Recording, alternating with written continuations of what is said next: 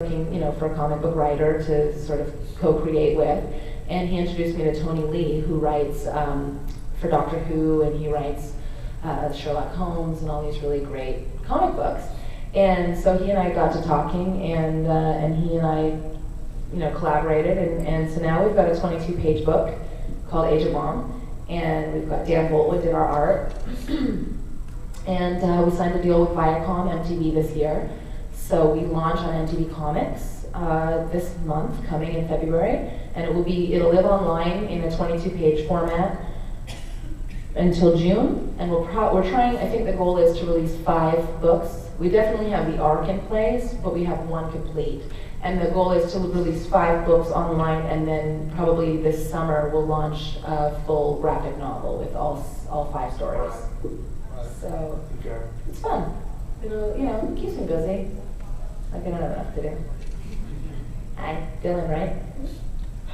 Dylan with a Y. What is a Black Canary's superpower? She screams. Very loud. She screams very loud. She has this subsonic scream. She's an expert martial artist, and she's a really smart, remember that line I said? She's a really smart lady, and she's got really great detective skills. So, do you read the comic books? No? You should get a few, they're good. And she has like a really big crush on the Green Arrow. She's on the Justice League show too, cartoon. Actually, Morena does the voice. I didn't know that. Someone told me that. Oh yeah, she does. You told me that, Sean. Yeah, Morena does the voice. I had no idea. That's cool. Yeah. Go ahead. Hi again. So I know they wrote in your pregnancy in season 1 for Stargate Universe, and obviously in the pilot they sort of set up that backstory with Young. I think that's that point you guys had. Yeah. But was that their instant choice of writing the pregnancy, or did they ever discuss trying to hide it behind shows and things like that? Trees. Yeah. Papers. No, I got pregnant in real life about the 3rd episode, which was the pilot. It's not a good idea when you first start a job. But anyway, so I called John Lennox as our producer, and I said, I'm pregnant. And he's like, okay, we'll come in, we'll talk to Brad and Rob. And so he called the creators, Brad Wright and Robert Cooper, into my trailer, and we sat down, and I said to them, guys, this weekend, it was Easter. I had made this big Easter dinner for a lot of the cast, and some of my family came by, and I was like, I just thought I did too much, because I'm kind of tired, and then I kind of felt dizzy, I got a little sick, and I looked over and Rob had a huge smile on his face. And he's like, well, congratulations, because he too has 3 kids. Yeah. And then we discussed that, it wasn't the ideal situation for my character, TJ, to be pregnant, but because they didn't want me to be the girl with the kid on the show, but we thought it would be a very interesting storyline, and because we had already set up this sort of past relationship between TJ and Young, that it could very easily play into, and I think it's nice. I think it gave a really nice storyline. It sort of, in my opinion, gave TJ a vulnerability and a sort of a real circumstance, instead of being, the medic who's overwhelmed and doesn't know. I joked if they made me an action figure that I'd have to be like, I don't know. That's what I say a lot. But I think it also helped Young. I think it gave Young a lot of humanity too. And so, anyway, so we discussed it and we decided what to do.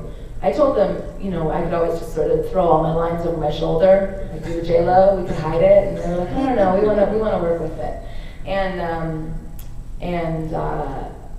I got some very nice compliments. They said I was very easy to work with for a pregnant woman. I don't know who they had to work with before, but I was very easy to work with, I think. And then as they were leaving my trailer, Brad got up and he kind of shook his head and he said, "This always happens to us." I guess they've had a lot of pregnant actresses. Wow. So. What has been your favorite sequence with stunts with Bam Bam? Oh gosh, I don't do a lot of stunts on Stargate. Well, I like that movie you had with Oh yeah, Simeon. Yeah, with Simeon with Robert Nepper. Yeah, because he's such a bad guy. He's a really nice guy. But like, do you guys ever watch what Prison Break? Was he in? Maybe played Teabag. He's like a pretty sinister character. But Simeon, yeah, that was pretty one of the only ones that I got to do. And I'm kind of used to doing more action and more stunts and more fights. And I think Bam Bam is too. You know, Bam Bam went from Atlantis to us, where he's like, "Hey, can I give him a gun to shoot?"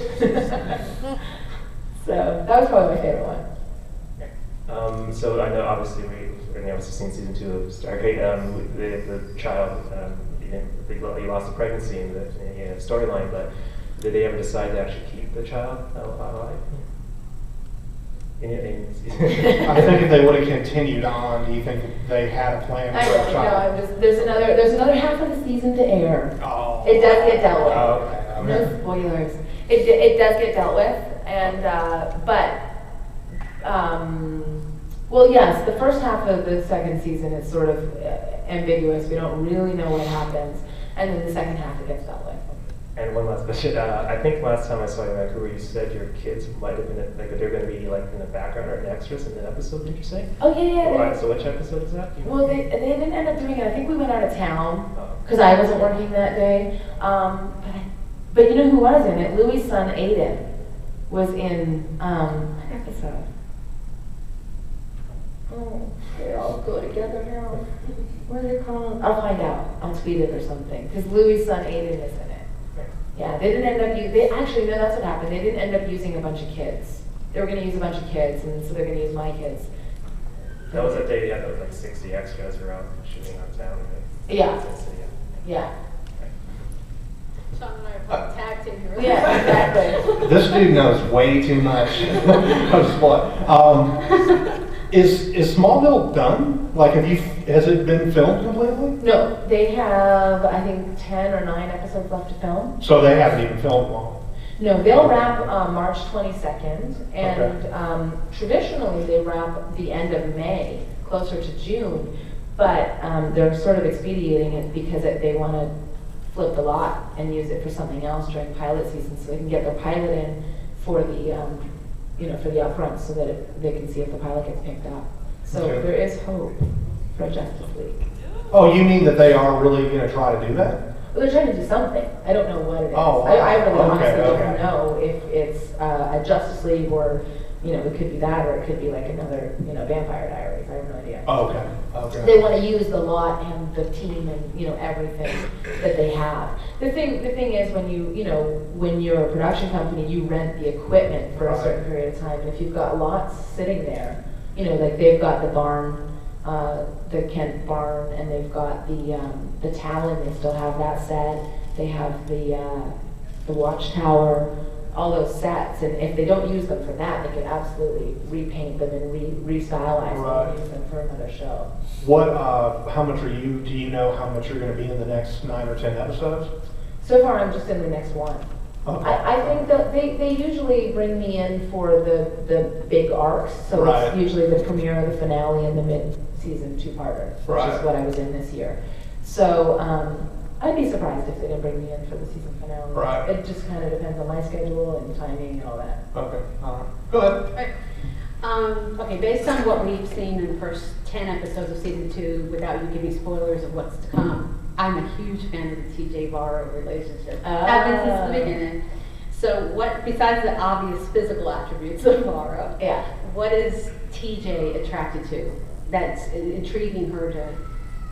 I think TJ likes Varro because I think she sees that all the loss that he described to her, she sort of can relate to now, and there's a vulnerability there. Whereas Young, I feel like, always has to be on. He always has to, he's in charge, and so I think there's like a disconnect there. And I think Varro's a little bit more vulnerable, and I don't know. I think TJ likes needy things. I don't know. And he's hot. With the cancellation of Stargate, were they able to wrap up the storylines, or is it going to be kind of loose ends? It's a total cliffhanger. I have no idea what they're going to do. Any talk about maybe doing a movie related to Stargate and other shows? Yes, I don't know the most current situation. MGM is our studio. They own us and they produce us. Sci-Fi airs us. And so I believe how it works is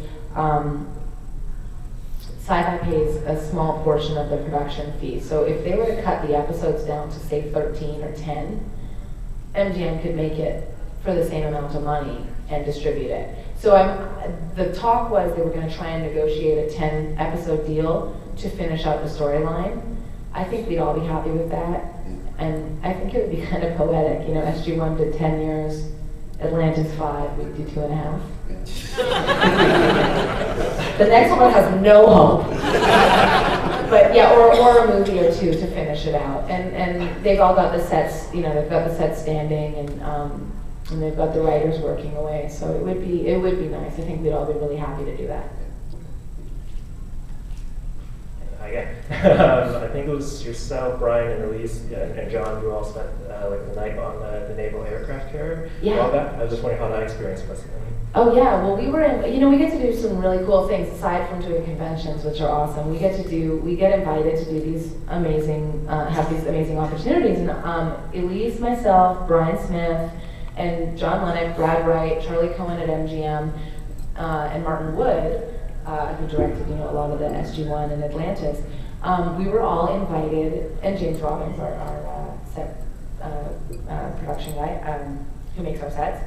We were all invited to go and spend the night on the USS Carl Vinson, and spend a night with the Navy and have a tour of what the Navy does every day and watch.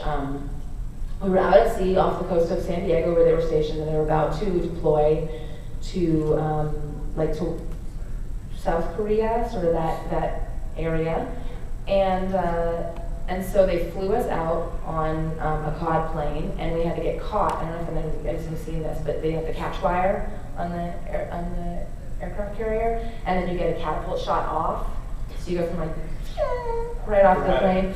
And it's amazing, and we saw, on one day they were doing practice runs, and we got to see 40-something fighter jets take off and land within, I think 40 took off in less than 30 minutes.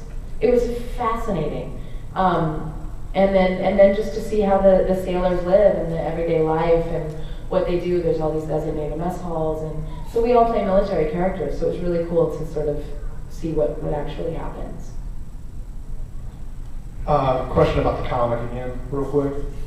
Mm-hmm. Did that come from like a fascination with comics? Do you like comics? Did you read them as a kid? Do you still read them? You know, I mean, what's behind that? Or was it just something you came up with? Yeah, a little bit of both. I'm being on Smallville. I didn't know who the Black Canary was when I was cast on Smallville, and in fact, they weren't going to tell me. I went in for the audition, and like so many auditions, you get the sides, which is the audition material, 1 or 2 or 3 or 5 pages, something like that.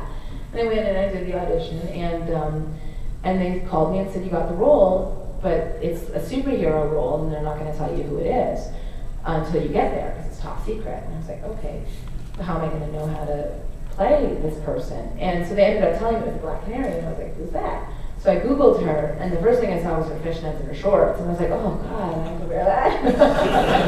I had kids. But they custom made the outfit for me, so it was great. But and then I started reading some Black Canary, Green Arrow, Justice League comics, and I got kind of into them. And spending a lot of time growing up in Japan, I was always sort of interested in the fascination with Japanese anime. I never really got into it, but I loved how the culture was so into it. Right.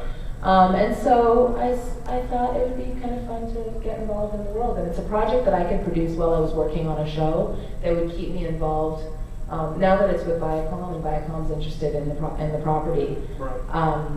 You know, we have the possibility to turn it into something, or just to leave it as a comic book. Right. Let it live as a graphic novel, or, you know, I think it would make a great series. I think it would make a great movie. Okay. Yeah. Go ahead. Tons. She has a book. Just keep asking. I used to write the reviews for this show. Let's see. If you could have your dream role, what you could write your own dream role, what would it be, and what character, and what genre? I would love. I want to do everything. I want to do like a romantic comedy. I want to do, you know, a dark independent. I've got a couple scripts that I'm optioning.